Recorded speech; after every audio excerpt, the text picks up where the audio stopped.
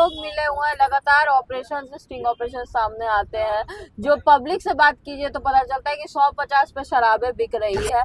तो कैसे नहीं पता चल रहा है? अगर इतना लगातार पेट्रोलिंग हो रहा है, इतना लगातार चेकिंग हो रहा है, चेक पोस्ट लगे हुए हैं, फिर भी बिहार में लाखों दर्जन जो है शराब पहुंच रही है, बहुत बड़ी तादाद में लोगों के पास घरों तक पहुंच रही है। अब तो होम डिलीवरी का भी सिस्टम शुरू हो चुका है। तो ऐसी स्थिति में बिहार की शराबबंदी पूरी तरह से फेल दिखाई दे रही है।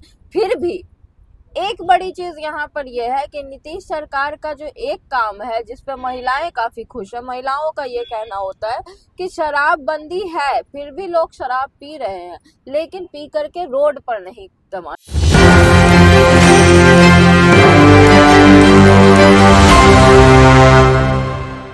नमस्कार, मैं राहुल कुमार, आप देख रहे हैं न्यूज़ 24। देखिए, केंद्रीय मंत्री जीतन मांझी अब बिहार के पूर्व सीएम रह चुके हैं। जीतन मांझी जी, उनका कल बड़ा बयान है, बिहार में शराबबंदी है और शराबबंदी को लेकर बड़ा खुलासा किया है। यानी एनडीए के साथ रहते हुए एनडीए पे आरोप लगाए हैं और जो अधिकारी हैं उन पे भी आरोप लगाए हैं कि मिलकर शराब का तस्करी जो बिहार में कर रहे हैं। लगातार ऐसे कई जनप्रतिनिधि है जो सदन में जीत के गए हैं, उन पर भी आरोप लगाया है कि कई शराब माफिया हैं जो इस बार सदन में जीत कर गए हैं। तो हमारे साथ अनन्या मैम जी है, इनसे मैम पूछना चाहेंगे। मैम, आपका बहुत बहुत स्वागत है। जिस तरीके से केंद्रीय मंत्री जीतन मांझी जी बयान दिए हैं और उनके बेटे भी अभी बिहार सरकार में मंत्री है और इतना बड़ा आरोप लगा रहे हैं अपनी ही सरकार पर, क्या कुछ कहेंगे आप? जीतन राम मांझी जी का तो स्टैंड क्लियर ही नहीं हो पाता है। कभी वो बोलते हैं कि भाई हमारी सरकार आ जाएगी, हमारे पास सीटें आ जाएगी तो हम जो है शराबबंदी खोल देंगे। कभी वो बोल रहा है कि अधिकारियों की मिलीभगत से बिहार में शराबबंदी का खेल चल रहा है। तो ये जो उनका स्टैंड है वो क्लियर ही नहीं हो पा रहा है। जीतन राम मांझी जी की तो जो सोच है उससे एनडीए भी नहीं समझ पाती है। कभी वो एनडीए के साथ जुट जाते हैं, कभी उसके खिलाफ बोलने लगते हैं। तो सीटें मिले तो ठीक है, नहीं मिले तो भैया आप कौन हम कौन, ये स्थिति जीतन राम मांझी जी की है। और अगर राहुल जी बात करते हैं शराबबंदी की बिहार में, तो शराबबंदी भी एक ऐसी चीज हो गई है कि सचमुच ही शराब जो भगवान बन चुकी है, कहीं भी पर भी दिखाई नहीं देती है, लेकिन है। पूरे बिहार में शराबबंदी होते हुए भी शराब जो है व्याप्त है। तो अगर शराब है ही तो फिर बिहार में शराबबंदी की बात उठ कहाँ से रही है? हालांकि नीतीश कुमार जो है वो वोट लगातार शराबबंदी के नाम पे ही लेते हैं। और आपने प्रशांत किशोर का हाल देखा, जो शराब खोलने की बात कर रहे थे, वो एक सीट तक नहीं जीत पाए। लेकिन फिर भी बिहार में लोग मर रहे हैं शराब के कारण, जहरीली शराब के कारण। तो ऐसे में जीतन राम मांझी जी जो सामने उठ करके आ रहे हैं और खुलासा कर रहे हैं शराबबंदी पे, तो बात तो उनकी सही है, लेकिन लीक से हटकर बात कर रहे हैं। मैं ये कहूँगा कि जिस आंकड़े के हिसाब से जो संख्या बढ़ रही है ना नशेड़ी की, यानी जिस तरीके से बिहार में आंकड़ा है, शराब बंद है फिर भी इतना बड़ा नशा का जो व्यापार बिहार में हो रहा है, तो कहीं ना कहीं जीतन राम मांझी को लगता है उससे कि कोई सूचना दिया हो कि जिस तरीके से बंदी के कारण भी अवैध तरीके से शराब बिक रही है और इतनी काफिला की यानी मात्रा में शराब निकल रही है, बिक भी रही है। तो ये पहुंच कैसे रही है? क्या अधिकारी इसमें मिले हुए हैं? क्या कोई राजनेता शामिल है? क्या एनडीए के कोई बड़े राजनेता भी हो सकते हैं? देखिए, शराब की जमीनी स्तर पे अगर बात की जाए तो शराबबंदी के बावजूद जो शराब है वो अब बिजनेस बन चुकी है, चाहे वो प्रशासनिक बिजनेस ही क्यों ना हो। प्रशासन में ही कितने लोग मिले हुए हैं, लगातार ऑपरेशन स्टिंग ऑपरेशन सामने आते हैं। जो पब्लिक से बात कीजिए तो पता चलता है कि 150 पे शराबें बिक रही है। तो कैसे नहीं पता चल रहा है? अगर इतना लगातार पेट्रोलिंग हो रहा है, इतना लगातार चेकिंग हो रहा है, चेक पोस्ट लगे हुए हैं, फिर भी बिहार में लाखों दर्जन जो है शराब पहुंच रही है, बहुत बड़ी तादाद में लोगों के पास घरों तक पहुंच रही है। अब तो होम डिलीवरी का भी सिस्टम शुरू हो चुका है। तो ऐसी स्थिति में बिहार की शराबबंदी पूरी तरह से फेल दिखाई दे रही है। फिर भी एक बड़ी चीज यहाँ पर यह है कि नीतीश सरकार का जो एक काम है जिसपे महिलाएं काफी खुश है, महिलाओं का ये कहना होता है कि शराबबंदी है, फिर भी लोग शराब पी रहे हैं, लेकिन पी करके रोड पर नहीं तमाशा कर रहे हैं। यानी रोड पर जो अराजकता शराब के कारण फैलती थी वो बंद हो चुकी है। अगर जीतन राम मांझी जी इस मामले को हाईलाइट करना चाहते हैं तो पूरी तरह से हाईलाइट करें। जो नाकामी सरकार की है उस नाकामी को भी दिखाएं और उस पर काम करने की भी बात करें। ये बड़ी बात होती है। क्या लगता है कि जिस तरीके से जब चुनाव था बिहार में, चुनाव के पूर्व यानी पहले भी जीताराम मांझी अपने सीटों को लेकर कैसे बयानबाजी करते आ रहे थे, चिराग पासवान यानी कि जो केंद्र मंत्री हैं उन पर भी टिप्पणी कर रहे थे। क्या जीताराम मांझी अपना पावर दिखा रहे जीतने के बाद? जो सीटें मांगी, प्रधानमंत्री जी ने सीटें भी दी बिहार में और सभी सीट पर विजय भी प्राप्त हुआ जीताराम मांझी को। क्या उनको लेकर चर्चा में, क्या वो हाईलाइट बनना चाहती है अपने आप को? क्या बिहार की जो राजनीति है क्या वो फिर से उजागर करना चाहते हैं? देखिए राहुल, आप जीतनराम मांझी जी का जब राजनीतिक करियर देखिएगा तो वो हमेशा ही ऐसे बयान देते हैं जो उन्हें सुर्खियों में ला दे।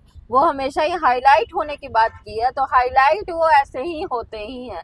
मीडिया में अपनी चर्चा जो है वो जीतनराम मांझी बनाए रखते हैं और बनाए रखना चाहते हैं ताकि वो कभी नजरों से ओझल ना हो जाए जनता के और खास करके बड़े नेताओं के।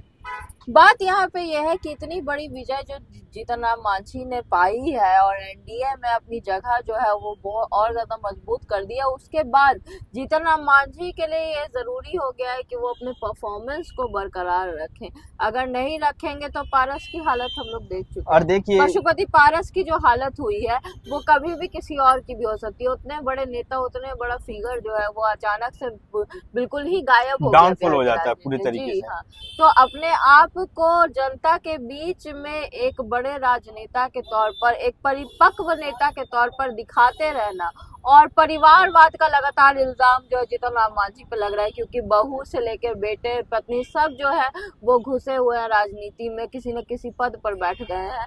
तो ऐसी स्थिति में अपनी छवि को साफ करना और जनता की भलाई के बारे में बातें करना जीतनराम मांझी के लिए काफी जरूरी है। और जैसे नीतीश कुमार हैं 10वीं बार शपथ लिए हैं मुख्यमंत्री का, और बिहार में जिस तरीके से महिलाओं पे उनका जो आभार है, यानी कह दे तो महिला आत्मनिर्भर बनाना, और शराबबंदी जिस तरीके से उन्होंने पूरे बिहार में किया है, महिलाओं को वोट जाता है और महिलाओं को कई ऐसे महापुरुष यानी भगवान के तौर पर भी देखती हैं कि जिस तरीके से शराबी पति को एक कमाऊ पति बनाया माननीय मुख्यमंत्री नीतीश कुमार जी ने, और इस तरीके से उन्हीं के पार्टी में और उन्हीं के जो केंद्र मंत्री हैं जीतनराम मांझी इस तरीके से आरोप लगाते हैं।